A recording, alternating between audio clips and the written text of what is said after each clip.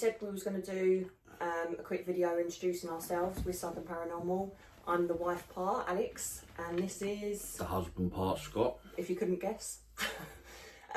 We just wanted to, introduce ourselves and why we kind of got into paranormal and the sort of updates that we've got coming out soon.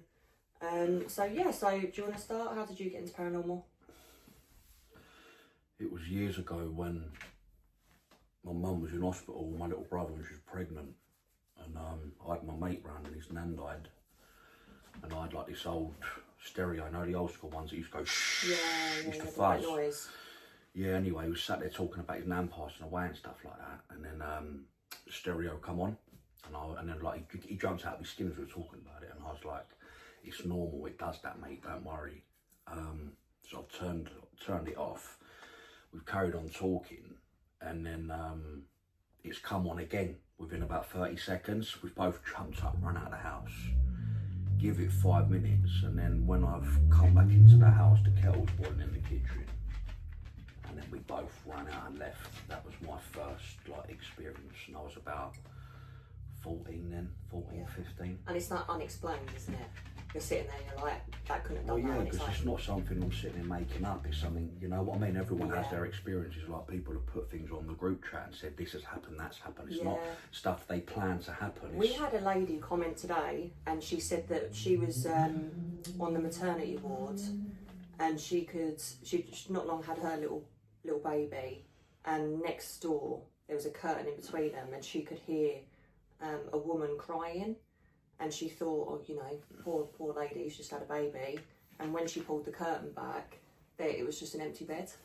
And the weird thing is, though, she wasn't the only one to have had that, because someone else commented and said, I had exactly the same thing as well. So yeah, even someone commented on the post earlier, what one was it?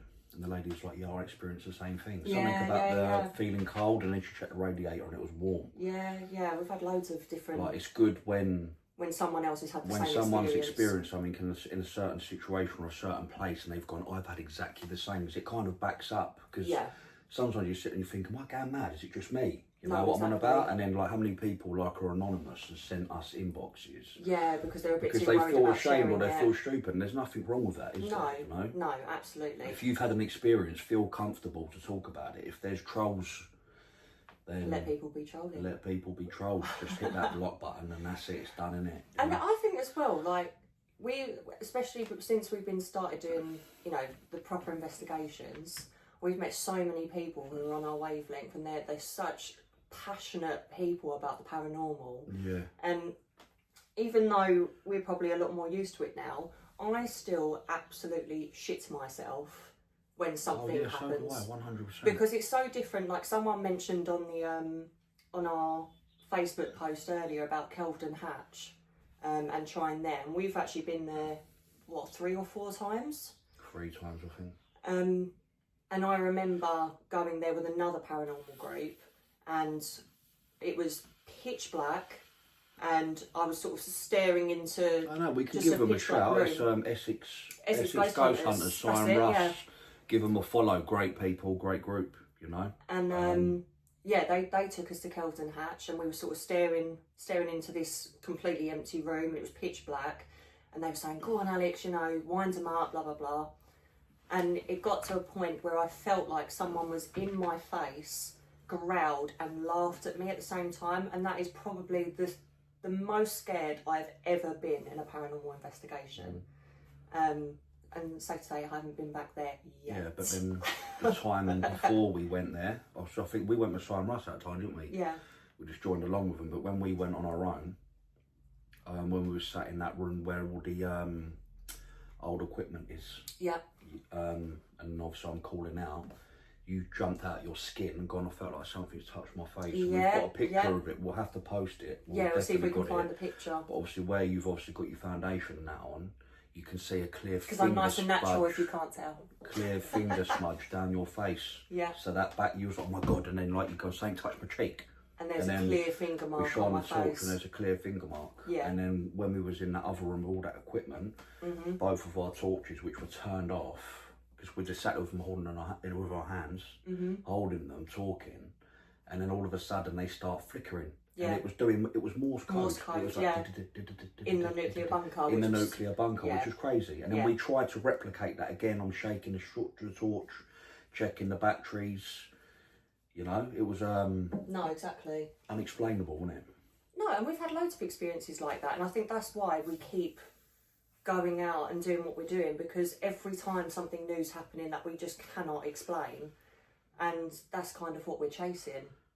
Yeah, and the thing is, we've got so many, you know, we'll save it for another day, but so many stories. This is why it leaves you intrigued, doesn't it? And it leaves definitely. you, I don't know, kind of chasing answers that I don't think you're ever going to get fully, but it's still it's the unknown, isn't it? Yeah. You know, and it's to intriguing. put it out there as well, there have been people that have posted or commented on our post to say, oh, you know, I don't believe this and I don't think any of this is real. And that is absolutely fine. Everyone is entitled to their opinion. And to put it quite frankly, it's if you haven't had an experience like what we probably have and what some of the other people posting have, it's hard for you to believe it. It's not something you can necessarily just see and believe. And you've only put up one post because obviously we've had the group for a while, but we kind of took a bit of a step back, didn't we? Yeah, Getting married and stuff like that, and we decided to kickstart it again. But everyone in that group that's liked, commented, and felt the need to. I've just seen your post. This is what I wanted to say. Yeah. You know what I mean? Like, it gives people an opportunity to talk about their experiences that maybe they haven't been able to with other people, or they feel. Definitely. No, because some people say, "Can you keep us anonymous?" So obviously, we're not going to mention your names because you've asked us to stay anonymous. But it's that. Do you know what I mean? Feeling comfortable talking about it. Yeah, exactly. So all these people are exactly the same as us. And They've you know had an what the experience. nice thing is? Getting people messaging saying, oh, you know, I'm in my home, I think it's haunted because, you know, one of my family members has passed away. Sitting there hearing that their family members are still there with them and they feel like, you know, their sisters, their granddads, their dads, their mums are still keeping an eye on them. It provides comfort. It provides comfort. Like, even when my granddad passed away, for the first couple of months after, maybe you can sit there and go, oh, you know, it's wishful thinking, and it's because, you know, you've got to be open-minded anyway. But obviously, my nan's house, you've seen, there's canvases of my granddad everywhere. Yeah, and shortly after him passing away, canvases and pictures were being knocked over and coming off the walls, which would never, you know. And is that a coincidence, or is that just him going, look, I'm here? You don't. As I was saying, obviously, the canvases of my nan. Yeah. You know, obviously, my granddad passed away. She got so many pictures of him and her from her wedding day and all memories, you know what I mean? And obviously it's plastered all around the house, you know, they were together for 40 years and all these strange things started happening after. And again, it's my nan telling my mum going, this has happened, that's happened. It's not me sitting there going, like, I've just gone around there and started to investigate my granddad. It's just stuff. But even that, it gave my nan was like in tears going, that's just Les telling me that he's here with me. Yeah, definitely. You know what and I mean? Think as well, like, regardless of what it is, if that's someone's hope and that's someone's warmth, if they've lost a loved one, that's, you know what I mean? Like, that's massive. And I think as well, like you see, we only sort of reached out to people in Essex from yesterday, and since then we've had, I think, about over Essex. 300. Yeah, just Chelmsford and Whittam. Yeah, over 300 people. That's it, commenting, sending us messages, giving recommendations, telling us their experiences. Yeah. And from that, we've spoken to, I think, maybe 6 venues now, of places we are so excited to hopefully go and investigate. We've got all of our equipment out. We've had to brush the cobwebs off. Get that up and running again, and make sure everything's all charged with new batteries. And we've got new equipment as well. So we decided to kind of go down the route of getting more cameras and more sort of like trigger objects. So for anyone who doesn't know, trigger objects, like we've got like the flashing cat balls. So literally looks like little toys for the cat. The REM pod, you know, which obviously is a trigger object. You go close to it and it will start beeping and flashing. Exactly, It's just things that it has to be triggered by. I still think my favourite thing to do an investigation is a Ouija board. I don't know what it is about a Ouija board, but there is, when you know that, for example, if me and Scott was to do one on our own, and we categorically know it is neither of us moving, whether we're using a planchette or a glass or whatever it may be, it still surprises me now.